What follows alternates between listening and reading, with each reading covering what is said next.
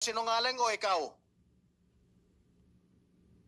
Mali lang po yung bilang, Your Honor. O umabot ng 4 na taon.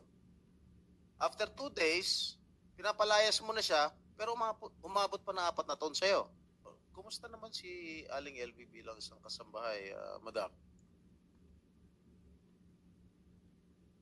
Si Ate LV po, ay ang ano ko sa kanya, yung kapag halimbawa sa mga kasama niya, mahilig siyang gumawa ng kwento sa mga kasama niya, kaya nasasapok siya ng mga kasama niya daw. Sabi Nasasapok? sa amin, opo, yun ang kwento sa amin.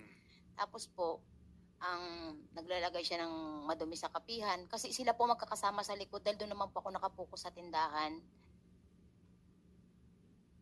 Yun lang. Okay.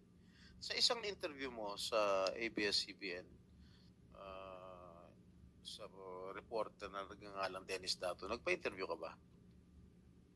Opo, Your Honor. At sinabi ninyo